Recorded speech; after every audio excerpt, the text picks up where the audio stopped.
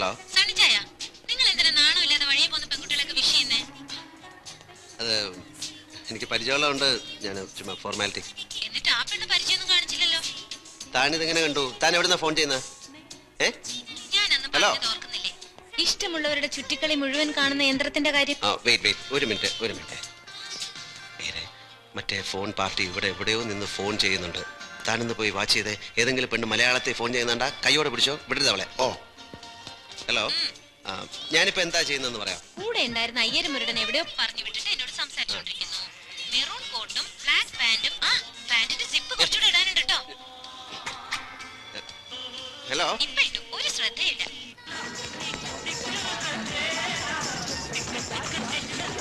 ഈ സസ്പെൻസ് ഒന്ന് കള. താൻ ആരാടോ ഒന്ന് പറ. സമയാവട്ടെ, അപ്പൊ ഞാൻ തന്നെ നേരിൽ സണിച്ചന്റെ മുന്നിൽ വന്ന് സറണ്ടർ ആവാം.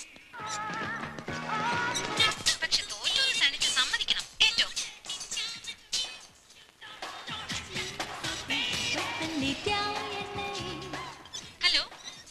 ഹലോ, എന്താ സണിച്ച?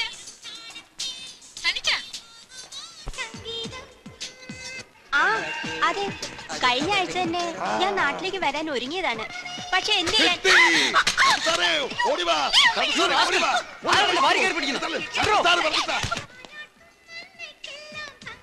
എന്താ ഒന്നും മിണ്ടാത്തത്? എന്നെ തെരയാണോ? ഹലോ സണിച്ച,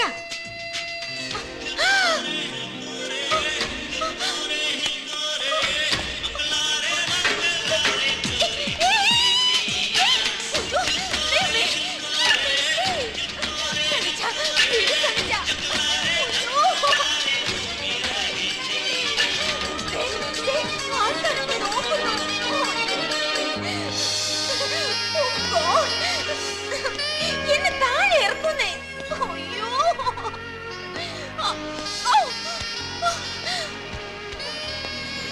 എന്നെ എവിടെ കൊണ്ടുപോവാ?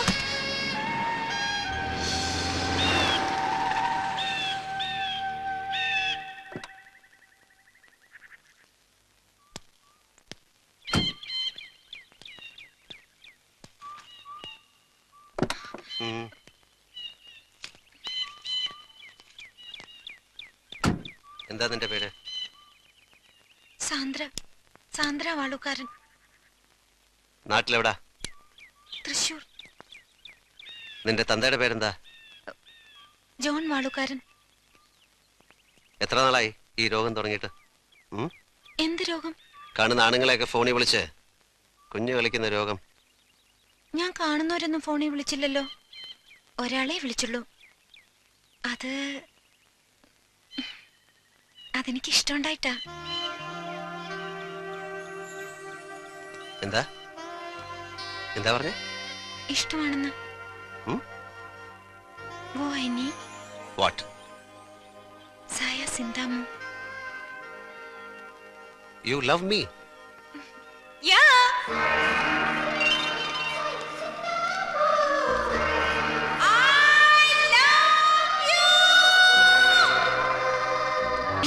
സർ, മുഹമ്മദ് അലി. മുഹമ്മദ് അലി. എന്നിട്ട് ഇറ്റ്സ് എ ലോങ് സ്റ്റോറി. ഒരു ദിവസം സൗകര്യമായിട്ടൊന്ന് പറഞ്ഞുതരാം. Hello. How are you, Muhammad Ali? I'm okay. ആരാവരൊക്കെ? My friends. My friend Sandra. Hello. ഇവൻ എന്റെ കമ്പനി വർക്ക് ചെയ്യായിരുന്നു. ലാസ്റ്റ് ഇയർ ഇവനെ ഞാൻ പിടിച്ചുവിട്ടു അല്ലേ? Come Sunny, I want to talk to you. എനിക്ക് നിന്നോടൊന്നും സംസാരിക്കാനില്ല. നീ എന്റെ കമ്പനിയുടെ സൈലന്റ് പാർട്ട്ണർ ആണെന്ന് പറഞ്ഞ് എനിക്കെതിരെ കേസ് കൊടുത്തിരിക്കല്ലേ? അതൊക്കെ കഴിയട്ടെ, എന്നിട്ട് സംസാരിക്കാം.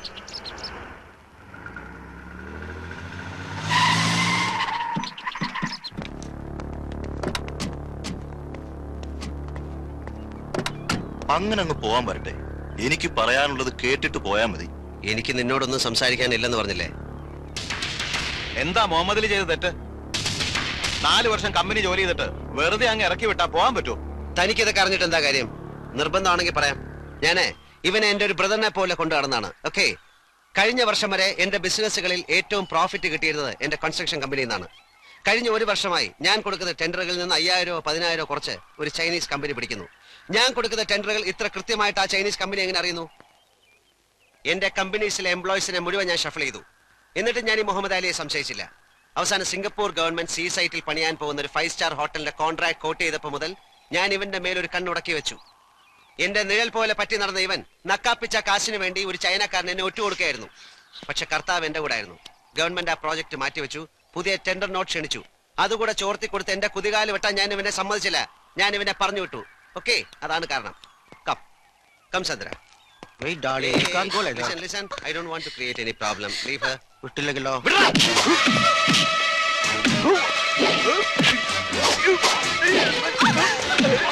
Come, Sandra. Muhammad Ali, please. ഞങ്ങൾക്ക് വെറുതെ വഴക്കുണ്ടാക്കാൻ സമയമില്ല, please.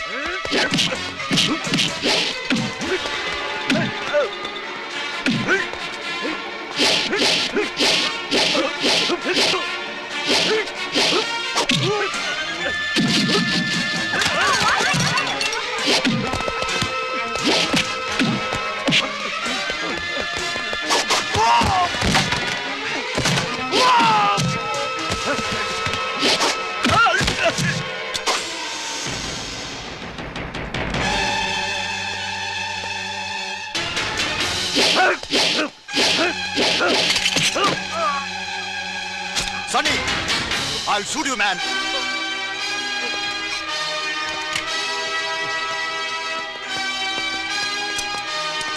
Okay, come on.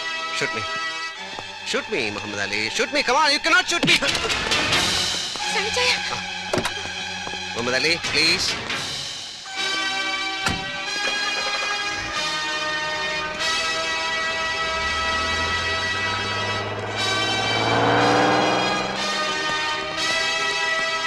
Shit. സണ്ണിച്ചായന്റെ ഇത്തരം ഒരു ഹീറോയിസം ഇന്ന് ഈവനിങ്ങിലാണ് ഞാൻ കാണുന്നത്. നീ എന്റെ കുറച്ച് ഭാഗങ്ങളെ കണ്ടിട്ടുള്ളൂ. ഛീ. ഓക്കെ, ഞാൻ വേണമെങ്കിൽ എന്നെ കുറിച്ച് പറയാം. ഓക്കെ, എന്റെ ചെറുപ്പം മുതൽ തുടങ്ങാം. ഉം. ഞാൻ 4 സ്കൂളുകളിലായിട്ടാണ് എന്റെ ഹൈസ്കൂൾ വിദ്യാഭ്യാസം പൂർത്തിയാക്കിയത്. 4ാം ക്ലാസ് വരെ ഞാൻ കോട്ടയം മൗണ്ട് കാർമലിൽ പഠിച്ചു. ചാച്ചൻ എനിക്ക് വാങ്ങിച്ചെന്ന ഒരു മൗത്ത് ഓർഗൻ അവിടുത്തെ റെഡ്ഡിയാർ ചെറുക്കൻ പൊട്ടിച്ചളഞ്ഞു. അവന്റെ മൂക്കിനിട്ട് ഞാൻ ഇടിച്ചു. അതാണ് എന്റെ ഫസ്റ്റ് ഇടി. 10 മിനിറ്റ് നേരം അവന്റെ മൂക്കിൽ നിന്ന് ബ്ലഡ് പമ്പ് നീന്നി എന്റെ കണ്ണിൽ നിന്ന് വെള്ളം വരുന്നു. ആ ഇടിയോടുകൂടി ഞാൻ നേരെ ചങ്ങനാശ്ശേരി സേക്രഡ് ഹാർട്ട് സ്കൂളിലേക്ക് ചെന്ന് വീണു. 4, 3, 7 3 വർഷത്തിനുള്ളിൽ ഒരു 10-18 ഇടി, 5-8 സസ്പെൻഷൻ. ഒടുവിൽ അവിടെ നിന്ന് ഔട്ട്. എനിക്കിട്ടടിച്ച ഒരു കന്യാസ്ത്രീയെ ഞാൻ തിരിച്ചടിച്ചു.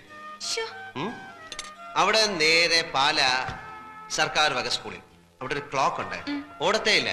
അപ്പൊ അത് ആവശ്യമില്ല എന്തിനാ അവിടെ ഇരിക്കുന്നെന്ന് കരുതി ഞാനത് എറിഞ്ഞു പൊട്ടിച്ചു. ചാച്ചൻ വേറെ ക്ലോക്ക് വാങ്ങിച്ചു കൊടുത്തു. You want a drink? No thanks. അവിടുന്ന് നേരെ ഞാൻ കുറുമ്പനാടം സെയിന്റ് പീറ്റേഴ്സ് സ്കൂൾ. അവിടെ വെച്ച് 3-4 ഗുരുതരമായ കേസുകൾക്ക് എന്നെ പിടിച്ചു. എന്താണെന്ന് പറയുന്നില്ല, വളരെ വളരെ മോശമായ കേസുകളാണ്. പക്ഷെ ഏറ്റവും നന്നായി പഠിക്കുന്ന ഒരു പാവം കുട്ടി എന്ന നിലയിൽ അവരെന്നെ SSLC വരെ തുടരാൻ സമ്മതിച്ചു. അവസാനം റിസൾട്ട് വന്നപ്പോൾ ഏറ്റവും കൂടുതൽ മാർക്ക് വാങ്ങിച്ച് ഈ തെമ്മാടി പാസ്സായി. അവിടുന്ന് ചങ്ങനാശ്ശേരി SB കോളേജ്. അവിടുത്തെ കാര്യമൊന്നും പറയണ്ട. Without Sunny no college. അത്ര വിശേഷമായിരുന്നു. അപ്പൊ എന്റെ ചാച്ചനും അമ്മച്ചിക്കും 5 മക്കളാണ്. അതിലാണായിട്ട് ഞാനൊരു തരം.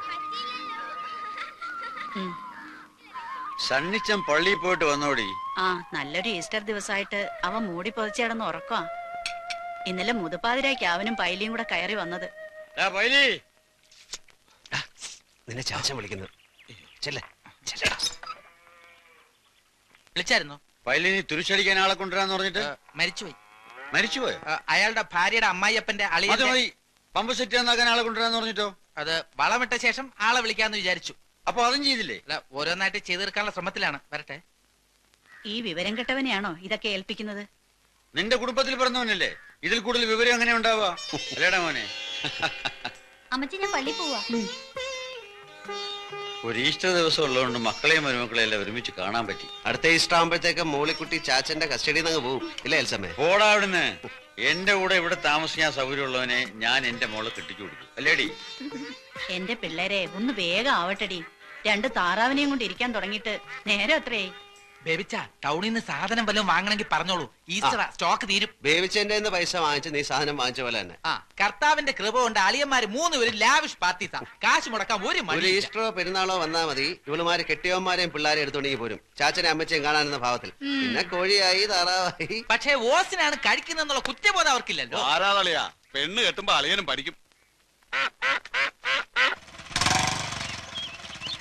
എന്താടി സണ്ണിച്ചായ, പുല്ലംകുന്നലെ ടോമിച്ചൻ സൺഡേ സ്കൂളിന്റെ അവിടെ വെച്ച് മോളിക്കുട്ടിയുടെ കൈക്ക് കയറി പിടിച്ചു. ഒരു എഴുത്തും കൊടുത്തു. ആണോടി? എഴുത്തവിടെ? എഴുത്തു കൊടുക്കുമല്ലോ. ഇത് അവരെ മനസ്സിലാക്കണം. എന്താ ഇത്? പള്ളിപ്പറമ്പിൽ കിടന്ന് കുസ്തി പിടിക്കാൻ പിടിച്ചോന്നല്ല അച്ചോ ഇവൻ. അച്ചോ, സംഗതി നിസ്സാരമാണെങ്കിലും പാലോമറ്റത്ത് പറഞ്ഞ പെൺകൊച്ചിനോട് ഇങ്ങനെ പറയാനും പെരുമാറാനും അവൻ എങ്ങനെ ധൈര്യം ഉണ്ടായി?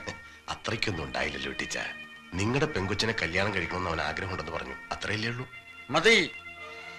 അച്ഛനറിയോ, അവന്റെ അപ്പനുണ്ടല്ലോ പാപ്പൻ, അവൻ ഇവിടെ വന്നാൽ ഈ കസേരമേൽ ഇരിക്കില്ല. പാലമറ്റത്ത് തിണ്ണയിലിരുന്ന് ഇവിടെ അടുക്കളയും മിച്ചം വരുന്ന കപ്പയും കഞ്ഞിയും കുടിച്ച ആ പുല്ലാങ്കുന്നുകാരി ഇത്രയും വളർന്നത്. ആ പാലോമറ്റത്തെ പെങ്കൊച്ചിനോട് അനാവശ്യം എന്തെങ്കിലും പറഞ്ഞാൽ കുന്നാളെവണ ഞാൻ. പോട്ടെ സണ്ടിച്ച, അതിനി പറഞ്ഞു പെരുപ്പിച്ച് പുല്ലാങ്കുന്നേക്കാരായിട്ട് വെറുതെ ഒരു കശവിശ ഉണ്ടാക്കണ്ട.